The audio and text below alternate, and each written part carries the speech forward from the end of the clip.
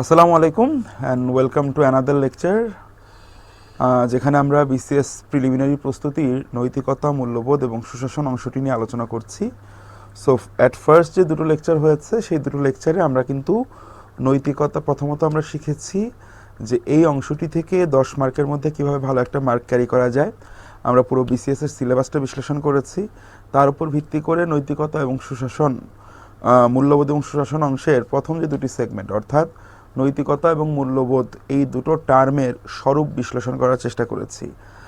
আমরা ডেফিনেশন দিয়েছি, বিভিন্ন দার্শনিকদের ডেফিনেশন দেখেছি, নৈতিকতা, মূল্যবোধ, সুশাসনের বিভিন্ন উপাদান, শ্রেণীবিভাগ এবং বিসিএস প্রিলিমিনারি পরীক্ষায় আসার মতো যে কোয়েশ্চেনগুলো আছে সেই কোয়েশ্চেনগুলোকেও কিন্তু আমরা এখানে বোঝার চেষ্টা করেছি আমাদের পূর্ববর্তী লেকচারে। এই লেকচারে বেসিক্যালি আমরা এই টোটাল পার্টটাকে র্যাপ করে ফেলবো। এই জন্য আমরা এখানে সামগ্রিক নৈতিকতা এবং মূল্যবোধের বেসিক ডিসকাশনের পর সিলেবাসের যে বাকি অংশগুলো আছে এবং সেই অংশগুলোর আলোকে বিসিএস থেকে পরীক্ষায় যে প্রশ্নগুলো এসেছে সেগুলোও যেমন দেখব, এর পাশাপাশি এই পার্টিকুলার কন্টেন্ট বা টপিকগুলো থেকে আগামী বিসিএস পরীক্ষায়, প্রিলি পরীক্ষায় কোন কন্টেন্টগুলো আসতে পারে সেগুলো অ্যান্টিসিপেট করেও আমরা নতুন কন্টেন্টগুলো আজকে আমরা এখানে শিখে নিব। So definitely the journey might be a bit longer, but kindly একটু অ্যাটেনশনটা যদি আপনারা ধরে রাখতে পারেন তাহলে প্রিভিয়াস যে আমরা লেকচার দুটোর মধ্যে যে 3টা থেকে 4টা সেগমেন্টে আপনাদের ডেলিভার করেছি, এর পাশাপাশি এই লেকচারে হয়তো আমরা 3টা-4টা সেগমেন্টে আমরা এটাকে ভাগ করে যা ডেলিভার করব, এই ভিডিও কন্টেন্টটুকু, এই কন্টেন্টটুকু যদি আপনারা প্রপারলি একটু আমলে নিতে পারেন, এর পাশাপাশি শুধু একটু যে কোনো একটা রেফারেন্স বইকে শুধু একটু উল্টিয়ে যাবেন, তাহলেই আমি মোটামুটি হলফ করে বলতে পারি যে 10 মার্কের যে প্রস্তুতি, প্রশ্ন যদি অ্যাজ ইট ইজ লেভেলের যদি কোয়েশ্চেন হয় সেই ক্ষেত্রে আপনি 6 থেকে 7 মার্ক মানে অনায়াসে আপনি নিশ্চিত করতে পারবেন। ঠিক আছে, বাকিটা হচ্ছে আপনার পরিশ্রম, মেধা এবং আপনার মনে রাখার ক্ষমতার উপর নির্ভর করবে। ঠিক আছে, so without further do let's get back to the main topic and main discussion. So প্রথমে অংশে আমরা যেটা করব সেটা হচ্ছে, আমরা যেটা দেখতে পাচ্ছি একটু যদি লক্ষ্য করেন আপনারা, আমরা যেটা দেখব মূল্যবোধ শিক্ষার সাথে সুশাসনের সম্পর্কটা কী, সুশাসনটা কেন গুরুত্বপূর্ণ। কারণ আমাদের মতো সমাজ ব্যবস্থায় সব থেকে প্রবলেমেটিক জিনিসটা হচ্ছে দুর্নীতি। দুর্নীতি মানে যদি আমরা রোধ করতে চাই তাহলে বলা হয় অবশ্যই সমাজের সকল স্তরে, রাষ্ট্রের সকল স্তরে, প্রশাসনের সকল স্তরে আমাদের সুশাসন চর্চাটা বাড়াতে হবে। সুশাসন ব্যাপারটা কি? সুশাসন নিজেও কিন্তু দেখেন, আমি যদি আমাদের বর্তমান বাংলাদেশের প্রেক্ষিতে বলি, আপনারা সবাই জানেন আমাদের কিন্তু কি আছে, একটা ভিশন 2041 আছে, রূপকল্প 2041 নিয়ে কিন্তু আমরা এগোচ্ছি। এই রূপকল্প 2041-এর মূল কথা কি? আমরা একটা উন্নত ডেভেলপড কান্ট্রি এবং একটা হাই ইনকাম কান্ট্রিতে পরিণত হতে চাই। সেই ক্ষেত্রে আমাদের সরকারের এই যে রূপকল্পটা, এই রূপকল্পটিরও 4টি প্রাতিষ্ঠানিক স্তম্ভ রয়েছে, সরকার নিজেরাই বলেছে। এই 4টি প্রাতিষ্ঠানিক স্তম্ভের মধ্যে একটা মূল স্তম্ভ হচ্ছে good governance. Good governance, good governance মানে হচ্ছে সুশাসন। সুশাসন মানে হচ্ছে, সুশাসনের বিভিন্ন অ্যাসপেক্ট নিয়ে তো আমরা একদম বিস্তারিত পড়াশোনা এখন এখানে করবো, এটা নিয়ে কোনো ডাউট নাই। তবে এই পার্টটা কিন্তু শুধুমাত্র আমাদের নৈতিকতা, মূল্যবোধ এবং সুশাসনের জন্যই কার্যকর, ব্যাপারটা কিন্তু মোটেও এরকম না। আমরা যখন আমাদের রিটেন পার্টে প্রিপারেশন নিব, সেখানে যখন আমরা কন্টেন্ট প্রিপেয়ার করব, সেই জায়গাগুলোতেও যখন আমরা যাব, সেখানেও কিন্তু আমাদের এই সুশাসনের চর্চা বৃদ্ধির কথা আমাদের বলতে হবে। সুশাসনের চর্চা বৃদ্ধি করা বলতে আমরা মেইনলি দুটো আইটেমকে বুঝতে পারি। নাম্বার 1, যদি আমরা বাংলায় বলি, প্রথমত হচ্ছে এটাকে বলা হয় স্বচ্ছতা, আর 2 হচ্ছে জবাবদিহিতা। ইংলিশে বললে বলা হয় ট্রান্সপারেন্সি অ্যান্ড অ্যাকাউন্টেবিলিটি। এই দুটো ব্যাপার নিশ্চিত করার মানেই হচ্ছে সুশাসন নিশ্চিত করা। সুশাসন মানেই হচ্ছে আপনি সকল কাজে স্বচ্ছতা থাকবে এবং প্রত্যেকের জন্য কি থাকবে, জবাবদিহিতার ব্যবস্থা থাকবে। যখন এই দুটো জিনিস থাকবে তখনই সমাজ থেকে দুর্নীতি রোধ করা যাবে, সমাজের উন্নয়ন সম্ভব হবে এবং অন্তর্ভুক্তিমূলক উন্নয়নটা সম্ভব হবে। এটা হচ্ছে আমাদের প্র্যাকটিক্যাল সেন্সে বা প্রায়োগিক দিকে সুশাসনের স্বরূপ। তবে আমরা এখন যেটা করব, আমরা থিওরিটিক্যালি সুশাসনের সাথে সংশ্লিষ্ট সকল বিষয়কে আমরা ডিফাইন করে বোঝার চেষ্টা করব। তাহলে প্রথমে যেটা আমি বলে নিলাম, সমাজে সুশাসন প্রতিষ্ঠা কেন জরুরি। কারণ সমাজকে যদি দুর্নীতিমুক্ত করতে চাই, সমাজের রন্ধ্রে রন্ধ্রে বাসা বাঁধা দুর্নীতিকে যদি আমরা রোধ করতে চাই, দুর্নীতিকে যদি আমরা নির্মূল করতে চাই এবং আমাদের যদি অন্তর্ভুক্তিমূলক উন্নয়ন নিশ্চিত করতে হয় যাতে সমাজের সকল স্তরের মানুষ উন্নয়নের সুবিধাভোগী হয়, যদি আমরা অসমতা দূরীকরণ করতে চাই, ইনইকুয়ালিটি যদি আমরা রিডিউস করতে চাই, আমরা যদি বৈষম্য হ্রাস করতে চাই, যত ধরনের সমস্যা আছে সমস্যা উত্তরণের জন্য প্রধানতম অন্তরায় হচ্ছে দুর্নীতি। আর দুর্নীতি রোধ করার জন্য সমাজের সকল স্তরে আমাদের যে অস্ত্রটার প্রয়োগ ঘটাতে হয় সেই অস্ত্রটা হচ্ছে সুশাসনের চর্চা বা গুড গভর্নেন্সের চর্চা। সুশাসন মানেই হচ্ছে স্বচ্ছতা এবং জবাবদিহিতা নিশ্চিত করা। এটা হচ্ছে আমাদের জেনেরিক আইডিয়া, যে আইডিয়াটা মানে কি বলবো, একদম ইনিশিয়ালি আমাদের ব্রেনে গেঁথে থাকতে হবে। আফটার দ্যাট আমরা যেটা করবো, এই সেক্টরটাকে আমরা এক্সপ্লোর করব থিওরিটিক্যালি, যেটা আমরা এখন এখানে করা শুরু করব। ওকে, সো তাহলে আমরা যদি দেখার চেষ্টা করি মূল্যবোধের শিক্ষার সাথে সুশাসনের সম্পর্কটা কি। দেখেন, সমাজ জীবনে মানুষের ব্যক্তিগত সমষ্টিগত আচার ব্যবহার ও কর্মকাণ্ড যে সকল নীতিমালা বা যে সকল রীতিনীতির মাধ্যমে পরিচালিত নিয়ন্ত্রিত হয় তাকে আমরা বলি, তাদের সমষ্টিকে আমরা বলি মূল্যবোধ। এটা আমরা পূর্ববর্তী লেসনে কিন্তু পড়ে এসেছি। ঠিক আছে, এখন মূলত আমরা কি দেখব, কিভাবে মূল্যবোধের এই শিক্ষাটা, এই যে ভ্যালুসগুলা, কিভাবে এগুলো আমাদের গুড গভর্নেন্স বাস্তবায়নের ক্ষেত্রে বা গুড গভর্নেন্সের সাথে রিলেশনশিপটা কি, এটা আমরা প্রথমে বোঝার চেষ্টা করছি। ওকে, তাহলে মূল্যবোধ হচ্ছে শিষ্টাচার, সততা, ন্যায়পরায়ণতা, সহনশীলতা, সহমর্মিতা বোধ, শৃঙ্খলাবোধ, সৌজন্যবোধ প্রভৃতি সুকুমার বৃত্তি বা মানবীয় গুণাবলীর সমষ্টি। এটা কিন্তু আমরা পূর্বে পড়ে এসেছি। মূল্যবোধের সাথে সুশাসনের গভীর সম্পর্ক রয়েছে। সেই সম্পর্কটা আসলে কেমন দেখুন, সামাজিক ন্যায় বিচার ও শৃঙ্খলাবোধের উন্মেষ, অর্থাৎ সামাজিক সোশ্যাল জাস্টিস এবং হচ্ছে ডিসিপ্লিনারি মেজার, ডিসিপ্লিনের কিন্তু উন্মেষ ঘটবে কিন্তু আমাদের এই সুশাসনের মাধ্যমে। কিভাবে দেখেন, মূল্যবোধ সামাজিক ন্যায় বিচার ও শৃঙ্খলাবোধের উন্মেষ ঘটায়। সামাজিক ন্যায় বিচার যদি প্রতিষ্ঠিত হয় হলে ব্যক্তি স্বাধীনতা ও মূল্যবোধ রক্ষা পায়। অর্থাৎ সোসাইটিতে কি থাকতে হবে, আপনার জাস্টিস থাকতে হবে, সামাজিক ন্যায় বিচার থাকতে হবে। গণতান্ত্রিক সমাজ ব্যবস্থায় সামাজিক ন্যায় বিচার ব্যক্তি স্বাধীনতার অন্যতম রক্ষা কবচ। যদি ন্যায় বিচার না থাকে, সামাজিক ন্যায় বিচার না থাকে, সেখানে কিন্তু ব্যক্তি স্বাধীনতা অবশ্যই খর্বিত হবে। সমাজ জীবন অগ্রগতির প্রধান সোপান হচ্ছে, প্রধান সিঁড়ি হচ্ছে শৃঙ্খলাবোধ। আর শৃঙ্খলাবোধ কিভাবে আসে, মানবিক মূল্যবোধগুলোকে সুদৃঢ় করে সমাজকে উন্নতির দিকে এগিয়ে নিবে, উন্নতি এবং প্রগতির পথে এগিয়ে নিয়ে যায়। তাহলে সামাজিক ন্যায় বিচার ও শৃঙ্খলাবোধ কিন্তু সুশাসনেরও বৈশিষ্ট্য। তাহলে সুশাসনের দুইটা বৈশিষ্ট্যের মধ্যে প্রথম কি পেলাম আমরা, সামাজিক ন্যায় বিচার, সামাজিক ন্যায় বিচার, আর দ্বিতীয়টা পেলাম কি আমরা, শৃঙ্খলাবোধ। তাহলে এই দুটো বৈশিষ্ট্য কিন্তু দেখেন মূল্যবোধ শিক্ষারও বৈশিষ্ট্য ছিল, একই সাথে এটা কিন্তু সুশাসনেরও বৈশিষ্ট্য।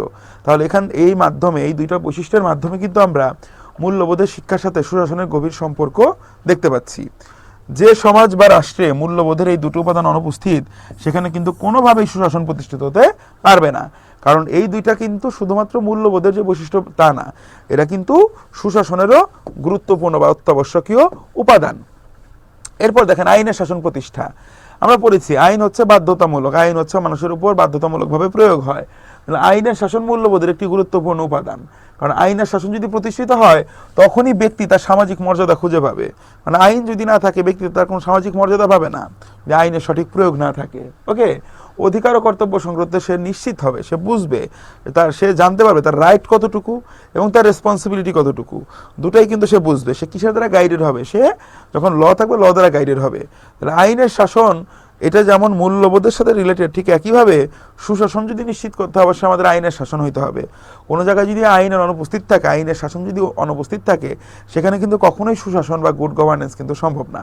তাহলে যেহেতু আইনের শাসনটা মূল্যবোধের শিক্ষার জন্য, মূল্যবোধের জন্য গুরুত্বপূর্ণ, একই সাথে সুশাসন প্রতিষ্ঠার জন্য গুরুত্বপূর্ণ, তাহলে এই আইনের শাসন প্রতিষ্ঠার মাধ্যমে কিন্তু আমরা মূল্যবোধের সাথে সুশাসনের ব্রিজটা তৈরি করতে পারতেছি। ওকে, আফটার দ্যাট আমাদের আছে সামাজিক ঐক্য শৃঙ্খলা প্রতিষ্ঠা। মূল্যবোধ আমরা জানি সমাজ জীবনকে নিয়ন্ত্রিত করে, সমাজ জীবনে শৃঙ্খলা ফিরিয়ে আনে, সমাজ জীবনে নৈরাজ্য দূর করে। তাহলে মূল্যবোধ সমাজ জীবনকে নিয়ন্ত্রিত করে, পরিচালিত করে এবং সমাজ জীবনে ঐক্য শৃঙ্খলা প্রতিষ্ঠা করে। একই রকমভাবে সুশাসনের জন্য আমাদের সামাজিক ঐক্য শৃঙ্খলা প্রয়োজন। নৈতিক মূল্যবোধ জাগ্রত করে, মূল্যবোধ আমরা জানি কর্তব্যবোধ জাগ্রত করে, এগুলো আমরা পয়েন্ট পয়েন্ট ধরে ধরে নৈবৃত্তিকভাবে পড়েছি। সরকার ও রাষ্ট্রের জনকল্যাণমুখিতা আমরা আগেই বলেছিলাম, যখনই যে বললাম আমরা লাস্ট লেকচারে, মনে করে দেখবেন প্রশ্ন পড়েছি, একজন প্রশাসক বা যারা হচ্ছে একটা রাষ্ট্র পরিচালনা করবে, কোনো একটা সমাজ পরিচালনা করে, তাদের মূল অবজেক্টিভ কি হইতে হবে, হইতে হবে জনকল্যাণ, তাই না? তাহলে দেখেন জনকল্যাণ, সরকার ও রাষ্ট্রের জনকল্যাণমুখিতা, সরকার এবং রাষ্ট্র উভয়েরই কি মূল, মানে কি মূল অবজেক্টিভটা কি হইতে হবে, জনকল্যাণ নিশ্চিত করা। আর জনকল্যাণ কিন্তু সুশাসনেরও মূল বৈশিষ্ট্য। ওকে, এরপর কি আছে, জবাবদিহিতা এবং দায়বদ্ধতা। আমি যখন শুরুতে জেনেরিক ডিসকাশন করছিলাম, আমি বারবার বলছিলাম যে আমাদের সুশাসন মানে হচ্ছে মূলত দুটো বিষয়ের নিশ্চয়তা, এক হচ্ছে স্বচ্ছতা, দুই হচ্ছে জবাবদিহিতা, অর্থাৎ অ্যাকাউন্টেবিলিটি এবং ট্রান্সপারেন্সি। দুইটা জিনিসের যদি কোনো একটা যদি অনুপস্থিত থাকে তাহলে সেখানে কখনোই সুশাসন প্রতিষ্ঠা করা যাবে না। তাহলে একই রকমভাবে দেখেন, জবাবদিহিতা এবং দায়বদ্ধতা কিন্তু সৃষ্টি করে মূল্যবোধ। জবাবদিহিতা ও দায়বদ্ধতাকে যেমন সুশাসনের বৈশিষ্ট্য বলে চিহ্নিত করা হয়, তাহলে জবাবদিহিতা এবং দায়বদ্ধতা কিন্তু সুশাসনেরও বৈশিষ্ট্য। ঠিক একইভাবে এটা মূল্যবোধেরও অত্যাবশ্যকীয় উপাদান।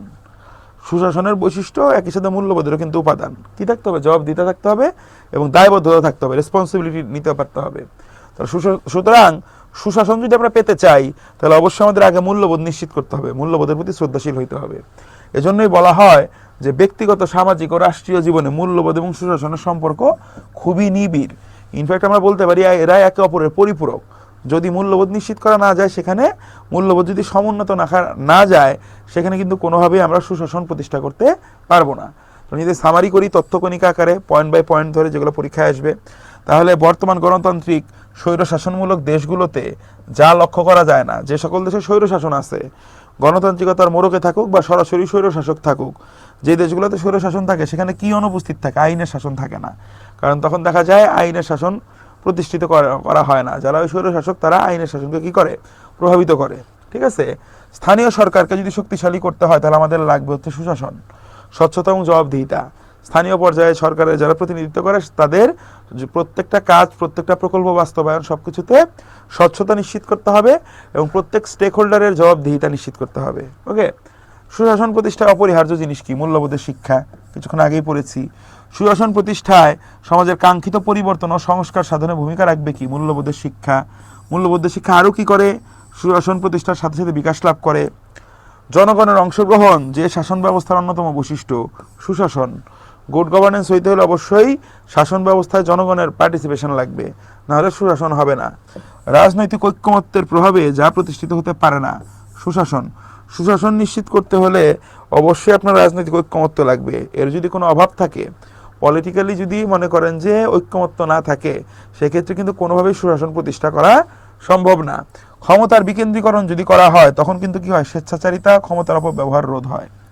এই জন্য বিকেন্দ্রীকরণ, আমি যেমন বলতেছিলাম ভিশন 2041-এর 4টা মূল স্তম্ভ আছে, বুঝতে পেরেছেন? ভিশন 2041-এর 4টি মূল স্তম্ভ আছে। এক নম্বর হচ্ছে গণতন্ত্রায়ন, সমাজের সকল স্তরে, শাসন ব্যবস্থার সকল স্তরে গণতান্ত্রিক চর্চার বৃদ্ধি করা, গণতন্ত্রায়ন। 2 নম্বর আছে সুশাসন, এটা আমরা এখন এখানে পড়তেছি, অর্থাৎ গুড গভর্নেন্স। 3 নম্বর মূল স্তম্ভটাই হচ্ছে বিকেন্দ্রীকরণ। সকল কিছুকে, অর্থনৈতিক কর্মকাণ্ড, রাজনৈতিক কর্মকাণ্ড, সব কিছুকে যদি আপনি একটা জায়গায় কেন্দ্রীভূত না রেখে বিকেন্দ্রীকরণ করে দেন, তখন কিন্তু উন্নয়নের সুবিধাভোগী হবে সকল স্তরের জনগণ এবং দুর্নীতিও হ্রাস পাবে, সুশাসন নিশ্চিত হবে। ঠিক আছে? এবং 4 নম্বর পয়েন্ট যেটা, সেটা হচ্ছে সক্ষমতা বৃদ্ধি। সক্ষমতা বৃদ্ধি, এই 4টা হচ্ছে আমাদের ভিশন 2041-এর মূল স্তম্ভ। ঠিক আছে? দেখেন, সুশাসনের অন্যতম প্রতিবন্ধক কি? দুর্নীতি। দুর্নীতি থাকলে আর সুশাসন কিভাবে আপনি প্রতিষ্ঠা করবেন? ওকে, তাহলে সুশাসনের জন্য সরকারি উদ্যোগের সাথে জরুরি কি? জনগণের অংশগ্রহণ। এই জন্য আমরা মূল্যবোধের কথা বলতেছি, কারণ দেশের নাগরিকের যদি মূল্যবোধ জাগ্রত না হয়, তাদের যদি নৈতিক শিক্ষার অভাব ঘটে, ন্যায়বোধ এবং সততা যদি তাদের মধ্যে না থাকে, তাহলে তাদের মধ্যে মূল্যবোধের বহিঃপ্রকাশ ঘটে না। এই কারণে তারা কখনোই সুশাসন প্রতিষ্ঠা করা সম্ভব হয় না সেই সমাজে। বিচার বিভাগের স্বাধীনতা নিশ্চিত করা কিন্তু সরকারের দায়িত্ব। বিচার বিভাগকে স্বাধীন রাখতে হয়। বিচার বিভাগ যদি প্রভাবিত হয় কোনোভাবে, তাহলে কিন্তু আইনের শাসন বাধাগ্রস্ত হয়, তাই না? আর আইনের শাসন বাধাগ্রস্ত হলে কি কখনো সুশাসন প্রতিষ্ঠা করা সম্ভব হয়? হয় না। এজন্য বিচার বিভাগের স্বাধীনতা নিশ্চিত করা কার দায়িত্ব? এটা সরকারের দায়িত্ব। দেশীয় রাজনীতিতে আন্তর্জাতিক শক্তির হস্তক্ষেপ বৃদ্ধি পায় কখন? যখন দুর্বল রাষ্ট্রগুলো দাতা গোষ্ঠীর উপর নির্ভর হয়ে পড়ে। যখন একটা দেশে সুশাসনের অভাব থাকে, দুর্নীতি থাকে, তখন অটোমেটিক ওই দেশে অর্থনৈতিকভাবে পঙ্গু হয়ে যায়। রাষ্ট্র যখন অর্থনৈতিকভাবে পঙ্গু হয়ে যায়, তখন রাষ্ট্রকে সার্ভাইভ করার জন্য বিভিন্ন দাতা দেশের উপর নির্ভর করতে হয়। তখন ওই বড় বড় দাতা দেশগুলা তাদের বিভিন্ন কায়েমি স্বার্থ তারা হাসিল করার জন্য এমন কিছু প্রজেক্ট তারা বাস্তবায়ন করা শুরু করে, যেটা হয়তো রাষ্ট্রের জন্য, গণকল্যাণমুখী রাষ্ট্রের জন্য কিন্তু সেই জিনিসটা অনেক সময় সুখকর হয় না। এজন্যই বলা হয়েছে দেশীয় রাজনীতিতে কিন্তু যদি আপনার সুশাসন না থাকে, এবং আমরা যদি দাতা গোষ্ঠীর উপর নির্ভর হয়ে পড়ি তখন কিন্তু অটোমেটিক্যালি আমাদের দেশের উপর কি অভ্যন্তরীণ হস্তক্ষেপ বৃদ্ধি পাবে। সেই দিক থেকে আমাদের মাননীয় প্রধানমন্ত্রী শেখ হাসিনা কিন্তু আউটস্ট্যান্ডিং কিছু মুভ উনি নিয়েছেন। পদ্মা সেতু কিন্তু আমরা নিজস্ব অর্থায়নে বাস্তবায়ন করেছি, তাই না? অর্থাৎ আমাদের নিজেদের সক্ষমতা বৃদ্ধি যে পেয়েছে এটা আমরা দেখাচ্ছি। তো সকল কিছুতে যদি শুধু আমরা দাতা রাষ্ট্রের উপর ডিপেন্ড করি তখন কিন্তু আমাদের দেশের উপর বৈদেশিক হস্তক্ষেপও কিন্তু বেড়ে যাবে, আন্তর্জাতিক মহলের হস্তক্ষেপ বাড়বে, অনেক সিদ্ধান্ত আমাদের উপর চাপিয়ে দেওয়া হবে, সেগুলো কিন্তু আমাদের জন্য দিন শেষে কিন্তু হয়তো সুফল বয়ে আনতো না। এই জন্য মাঝে মাঝে সাহস দেখাতে হয়। সেই দিক থেকে যদি চিন্তা করি আমাদের প্রেজেন্ট যে লিডার উনি কিন্তু আমাদের জন্য আউটস্ট্যান্ডিং কিছু মুভ কিন্তু উনি নিয়েছেন। দুর্নীতির সাথে সুশাসনের সম্পর্ক কেমন? পুরোপুরি বিপরীতমুখী। সুশাসন যত বাড়বে, সুশাসনের চর্চা যত বাড়বে দুর্নীতি তত কমবে, সুশাসন যত কমবে দুর্নীতি তত বাড়বে। এই জন্য এদের সম্পর্ক কি? বিপরীতমুখী। ঠিক আছে?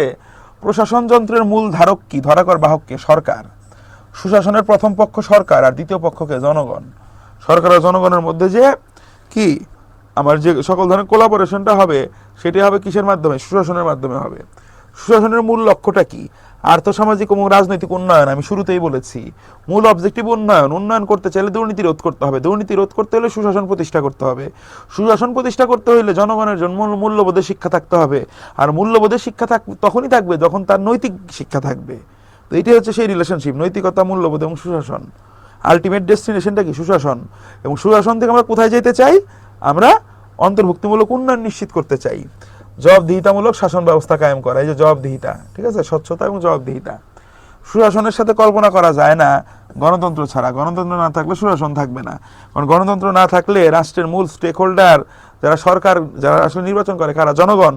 জনগণের কিন্তু পার্টিসিপেশন থাকে না। এই জন্য সুশাসন প্রতিষ্ঠার অত্যাবশ্যকীয় একটা উপাদান হচ্ছে গণতন্ত্রমুখী সরকার। হ্যাঁ, পৃথিবীর যেসব দেশে সুশাসন খুব জরুরি এবং গুরুত্বপূর্ণ, কোন দেশগুলোতে? যে দেশগুলো উন্নয়নশীল। কারণ উন্নয়নশীল রাষ্ট্র কি? উন্নয়নের পথে মাত্র তারা ধাবমান। তো সেখানে কিন্তু অবশ্যই আমাদের কি লাগবে? অবশ্যই সুশাসনের চর্চা থাকতে হবে। তো সুশাসনের বেসিক কনসেপ্ট থেকে কি কি প্রশ্ন হয়েছে? জনগণ রাষ্ট্র প্রশাসনের সাথে ঘনিষ্ঠ প্রত্যয়, আমরা একটু আগেই পড়লাম। জনগণ এবং রাষ্ট্রের মধ্যে নিবিড়ভাবে সম্পর্ক স্থাপনকারী মিডিয়াটাই কি? সুশাসন। সুশাসন হলো এমন এক শাসন ব্যবস্থা যা শাসক অর্থাৎ যে শাসন করে এবং শাসিত মানে যাকে শাসন করা হয় তাদের মধ্যে কি করে? আস্থার সম্পর্ক গড়ে তোলে। আস্থার সম্পর্ক কেন গড়ে ওঠে? কারণ সুশাসন মানে হচ্ছে স্বচ্ছতা। সকল কাজে স্বচ্ছতা থাকবে, ক্ল্যারিটি থাকবে, ট্রান্সপারেন্সি থাকবে এবং জবাবদিহিতা। যখন স্বচ্ছতা এবং জবাবদিহিতা থাকে তখনই কিন্তু সম্পর্কটা আস্থার হয়। যেখানে স্বচ্ছতা থাকে না, জবাবদিহিতা থাকে না, সেখানে কিন্তু কখনোই আস্থার সম্পর্ক গড়ে ওঠে না। The intellectual can no longer be said to live dash the margin of society. এটা একটা বিখ্যাত কোটেশন বলা। এটা মূল বক্তব্যটা এরকম ছিল, the intellectual can no longer be said to live beyond the margin of society. অর্থাৎ সমাজের যে সীমা, সমাজের সীমানার বাইরে কিন্তু গিয়ে সেই ইন্টেলেকচুয়ালরা কি তারা কিন্তু আসলে বসবাস করতে পারবে না। ওকে, বিয়ন্ড, হ্যাঁ, ঊর্ধ্বে। কিছু গুরুত্বপূর্ণ প্রশ্ন আমরা সাজিয়ে দিয়েছি, শুরুর দিকে এগুলো আমি একটু ডিসকাস করছি। গোয়িং ফরওয়ার্ড কিন্তু এই মূল কথাগুলোর আলোকে কত ভিন্ন ভিন্নভাবে আমাদের সামনে প্রশ্ন উপস্থাপিত হতে পারে সেগুলো আমরা বোঝার চেষ্টা করব। কারণটা হচ্ছে দিন শেষে আপনি কত বড় বুঝদার, সমজদার, তার থেকে বেশি গুরুত্বপূর্ণ কিন্তু হচ্ছে পরীক্ষায় আপনি কত ভালো মার্ক ক্যারি করে নিয়ে আসতে পারছেন। আধুনিক বিশ্বের সুশাসন প্রতিষ্ঠায় সর্বাধিক গুরুত্ব প্রদান করা হয় কোন বিষয়ের উপর? মূল্যবোধের শিক্ষার উপর। কারণ প্রথমে আমরা তখন পরে দেখেছি মূল্যবোধের শিক্ষার সাথেই হচ্ছে কি সুশাসন নিবিড়ভাবে জড়িত। জাতীয় জীবনে ঐক্য, শৃঙ্খলা ও আনুগত্য বোধ কি দৃঢ় করে কোনগুলা? অবশ্যই দেখেন, আমরা কিন্তু আগেও পড়েছি জাতীয় জীবন, ঐক্য, শৃঙ্খলা, আনুগত্য বোধের জন্য কিন্তু আমরা দেখেছি মূল্যবোধের প্রয়োজন, আমরা প্রথম লেকচারগুলোতে পড়েছি। একই সাথে সুশাসন যদি না থাকে তাহলে কি মূল্যবোধের শিক্ষার কার্যকর প্রয়োগ হবে? অবশ্যই হবে না। এই জন্য আমাদের অ্যান্সার হচ্ছে মূল্যবোধ এবং সুশাসন উভয়ই, অর্থাৎ ক প্লাস খ উভয় দিতে হবে। বলতে পারেন এখানে নৈতিকতা কেন? কারণ নৈতিকতা থাকার মাধ্যমেই তো মূল্যবোধের চর্চাটা কি হয়, আলটিমেটলি সামনে ধাবমান হয়। এই জন্য আমরা যদি সিলেক্ট করতে হয় সেক্ষেত্রে মূল্যবোধ এবং সুশাসন। মূল্যবোধের প্রতি শ্রদ্ধাশীলতা কোনটির জন্য অপরিহার্য? অবশ্যই সুশাসনের জন্য অপরিহার্য, কিছুক্ষণ আগে আমরা পড়লাম। রাষ্ট্র এবং সমাজের উন্নতির জন্য কোনটি আবশ্যক? উন্নতির জন্য সুশাসন লাগবে, এখানে আর মূল্যবোধ দেওয়ার কিছু নাই। উন্নতির জন্য সুশাসন, কারণ সুশাসন নিশ্চিত করা মানে অবশ্যই মূল্যবোধ আপনি নিশ্চিত করে আসছেন, ওইটার জন্য মূল্যবোধ সুশাসন একত্রে বলার কোনো প্রয়োজন পড়তেছে না। মূল্যবোধের অবক্ষয় দেখা দিলে ব্যর্থতায় কোন জিনিসটা ব্যর্থতায় পর্যবসিত হবে? মূল্যবোধের অবক্ষয় দেখা দিলে অবশ্যই সুশাসন ব্যর্থতায় পর্যবসিত হয়। এই লাইনটা আমরা কিন্তু যে নৈর্ব্যক্তিকভাবে পড়েছি। সুশাসন প্রতিষ্ঠা সম্ভব নয়, কি না হলে সুশাসন প্রতিষ্ঠা সম্ভব হবে না, যদি মূল্যবোধের বিকাশ না ঘটে। এটাকে আমরা পয়েন্ট করে 2 বার পড়েছি। হ্যাঁ, মূল্যবোধের বিকাশ ছাড়া সুশাসন প্রতিষ্ঠা করা সম্ভব নয়। একই সাথে সুশাসন এবং মূল্যবোধের গুরুত্বপূর্ণ উপাদান, সুশাসনের উপাদান, মূল্যবোধের উপাদান। ওই দেখেন, মনে করে দেখেন, প্রথম দিকে আমরা লাইন বাই লাইন যখন পড়ছিলাম, তাহলে একই সাথে সুশাসন এবং মূল্যবোধ দুটোরই গুরুত্বপূর্ণ উপাদান কোনটি? আইনের শাসন। আইনের শাসন না থাকলে মূল্যবোধের চর্চা করাও সম্ভব হয় না, ব্যক্তি নিজে অনুপ্রাণিত হয় না। ঠিক একইভাবে সুশাসন প্রতিষ্ঠা তো অসম্ভব। মূল্যবোধের শিক্ষা কি প্রতিষ্ঠায় সহায়তা করে? সুশাসন নিশ্চিত করে। দেখেন, অবশ্যই কি মূল্যবোধের শিক্ষা কি প্রতিষ্ঠা? শ্রমের মর্যাদা দিতে হয়, ন্যায় বিচার থাকতে হয়, আইনের শাসনও থাকতে হয়, অর্থাৎ সবগুলোই দরকার। মূল্যবোধের শিক্ষার মাধ্যমে তাহলে আমরা কি 3টা জিনিস যদি প্রতিষ্ঠা করা যায় তাহলে কিন্তু সুশাসন সম্ভব, তাই না? শ্রমের মর্যাদা, ন্যায় বিচার এবং আইনের শাসন। রাজনীতিতে জনগণের অংশগ্রহণ নিশ্চিত করে সুশাসনের পথ মানে কে সুগম করে? কে? অবশ্যই মূল্যবোধের শিক্ষা। সুশাসনের সাথে ওতপ্রোতভাবে জড়িত কে? মূল্যবোধের শিক্ষাটা হচ্ছে ওতপ্রোতভাবে জড়িত। মূল্যবোধের শিক্ষা আত্মনিয়ন্ত্রণাধিকার প্রতিষ্ঠা করে। মূল্যবোধের শিক্ষা কি? মানুষকে আত্মনিয়ন্ত্রণ আনতে সাহায্য করে। মানুষ বুঝতে পারে কোনটা ভালো, কোনটা মন্দ, কোনটা সৎ, কোনটা অসৎ, কোনটা ন্যায়, কোনটা অন্যায়, কোনটা উচিত, কোনটা অনুচিত। ঠিক আছে, কোনটা করণীয়, কোনটা মানে কোনটা গ্রহণীয়, কোনটা বর্জনীয়। তাহলে মূল্যবোধের শিক্ষা আত্মনিয়ন্ত্রণ অধিকার প্রতিষ্ঠা করে। এর ফলে কি নিশ্চিত হয়? সুশাসন নিশ্চিত হয়। দেখেন, সুশাসনে পড়তেছি অ্যান্সার সুশাসন, কিন্তু প্রশ্ন কত ভিন্ন ভিন্ন ডাইমেনশনে, কত ভিন্ন ভিন্ন রূপে আমাদের সামনে আবির্ভূত হতে পারে সেই সংক্রান্ত কনসেপ্ট কিন্তু বিল্ড করতে হবে। সেই চেষ্টাই কিন্তু আমরা জারি রেখেছি। সুশাসনের ভিতকে মজবুত করতে মূল্যবোধ কি সংরক্ষণের শিক্ষা দেয়? মূল্যবোধ কি কি সংরক্ষণ করতে বলে? অবশ্যই সভ্যতা, সংস্কৃতি এবং ঐতিহ্য, এগুলো কিন্তু আমাদের সংরক্ষণ করতে হবে। জাতীয় ঐতিহ্য, আমাদের যত সংস্কৃতি আছে, সভ্যতার যে উপাদানগুলো আছে, এগুলো যদি আমরা নিশ্চিত না করি কোনোভাবেই কিন্তু আমরা সুশাসন নিশ্চিত করতে পারবো না। কোন জিনিস জাগ্রতকরণের মাধ্যমে শিক্ষা দিয়ে মূল্যবোধ সুশাসনের গতিকে ত্বরান্বিত করবে? মূল্যবোধ কোন জিনিসকে জাগ্রত করে? দায়িত্ববোধ আমরা পড়েছি, তাই না? দায়িত্ব, কর্তব্যবোধ, তাই না? দায়িত্ব এবং কর্তব্যবোধ, এটা কিন্তু পূর্ববর্তী লেকচারে আমরা পড়েছি। মূল্যবোধ শিক্ষার সাথে সুশাসনের সম্পর্ক কোনটিকে প্রভাবিত করে? দেখেন, রাষ্ট্রীয় উন্নয়ন। রাষ্ট্রীয় উন্নয়নের জন্য সুশাসন দরকার। সুশাসনের চর্চার সাথে, সুশাসন প্রতিষ্ঠার সাথে মূল্যবোধের শিক্ষার নিবিড় সংযোগ, তাহলে রাষ্ট্রীয় উন্নয়ন নিশ্চিত করে। মূল্যবোধ শিক্ষা সামাজিক ন্যায় বিচার প্রতিষ্ঠা করে। ফলে কি নিশ্চিত হয়? ফলে সুশাসন নিশ্চিত হয়। সুশাসন নিশ্চিত করতে হলে প্রথম একটা পিলার বা সোপান বা সিঁড়ি হচ্ছে কি? ন্যায় বিচার প্রতিষ্ঠা। দেখছি মূল্যবোধের শিক্ষা। সুশাসন নিশ্চিত করতে মূল্যবোধের কোন শিক্ষাটা সহায়ক ভূমিকা পালন করে? দেখেন, সামাজিক ঐক্য সংহতি পড়েছি, এটা দরকার আছে। জাতীয় সত্তার বিকাশ, কিভাবে জাতীয় সত্তার বিকাশ হবে? জাতীয় ঐতিহ্য, আমাদের কি যে জাতীয় সংস্কৃতি, এই জিনিসগুলো রক্ষার মাধ্যমে আমরা জাতীয় সত্তার বিকাশ ঘটাবো। এরপর আছে শৃঙ্খলাবোধ এবং সহমর্মিতা, এই প্রত্যেকটাই কিন্তু আমাদের জন্য প্রয়োজন। সুশাসন নিশ্চিত করতে মূল্যবোধ শিক্ষা কোন বিষয়কে নিরুৎসাহিত করে? দেখেন, নিরুৎসাহিত করে, বোঝার চেষ্টা করি। সহিংসতা, সহিংসতা কি কি উৎসাহিত করে? কখনো সহিংসতাকে নিরুৎসাহিত করে, তাহলে এটা একটা অ্যান্সার। সামাজিক অবিচার, এটাও কিন্তু নিরুৎসাহিত করবে। সামাজিক গুণাবলীর বিকাশকে কখনো কিন্তু সে নিরুৎসাহিত করে না। নিরুৎসাহিত করে কি? প্রথমটাকে এবং দ্বিতীয়টাকে। এই জন্য অ্যান্সার হবে ক এবং খ উভয়ই। এটা হচ্ছে আমাদের এখানকার অ্যান্সার। মানুষের বিবেকবোধ জাগ্রত করে সুশাসন নিশ্চিত করে কে? মূল্যবোধের শিক্ষা। মূল্যবোধের কোন উপাদান নিশ্চিতকরণের মাধ্যমে সুশাসন প্রতিষ্ঠিত হয়? আমরা পড়েছি, দেখেন, স্বচ্ছতা, জবাবদিহিতা এবং দায়িত্বশীলতা, responsibility, transparency, accountability and responsibility, এগুলো যখন নেওয়া হয় তখনই কিন্তু সুশাসন প্রতিষ্ঠিত হয়। সুশাসনের ক্ষেত্রে মূল্যবোধের কোন উপাদানটি অপরিহার্য? অবশ্যই যে আমরা বললাম এই 3টা হচ্ছে অপরিহার্য উপাদান। হ্যাঁ, প্রথমত হচ্ছে স্বচ্ছতা, দ্বিতীয়ত জবাবদিহিতা, এরপর হচ্ছে দায়িত্বশীলতা। তাহলে কোনটি অপরিহার্জিত উপাদান এখানে? অবশ্যই জবাবদিহিতা। জবাবদিহিতা হচ্ছে সুশাসন নিশ্চিতকল্পে অপরিহার্য উপাদান। এরপর দেখেন, ব্যক্তি থেকে প্রশাসন সব ক্ষেত্রে সুশাসন প্রতিষ্ঠিত হয় কোনটির ফলে?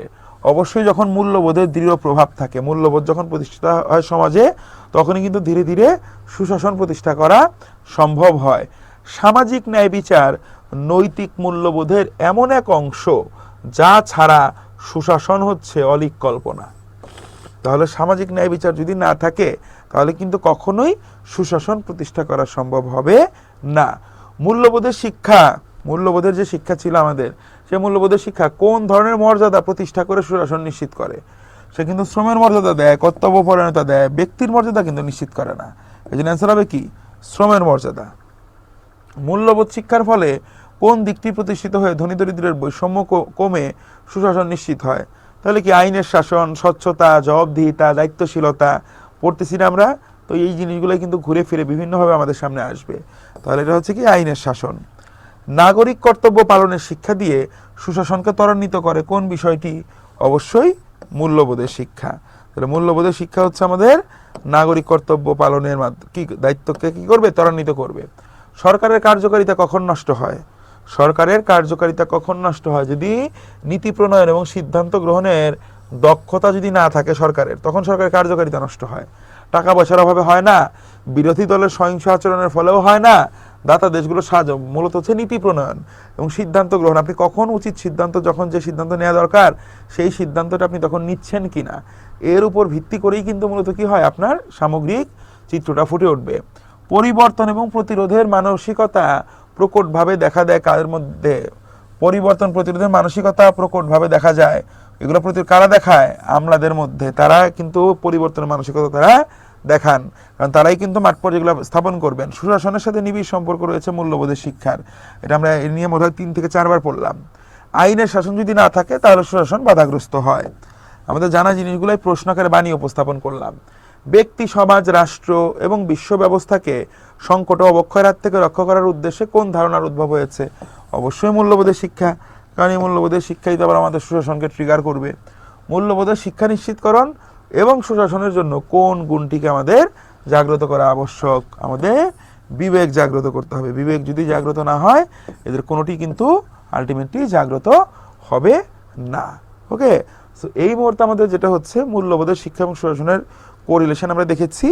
নাও হোয়াট উইল ডু, আমরা এখন যেগুলো বোঝার চেষ্টা করব, মূল্যবোধ শিক্ষার একদম সাধারণ ধারণাগুলো আমরা এখন নেওয়ার চেষ্টা করব আমাদের পরবর্তী সেগমেন্টটাতে। সেই পর্যন্ত সবাই এই পার্টটুকু আবার পুনরায় একটু রিভাইজ করে ফেলুন। দেখা হচ্ছে নেক্সট সেগমেন্টে।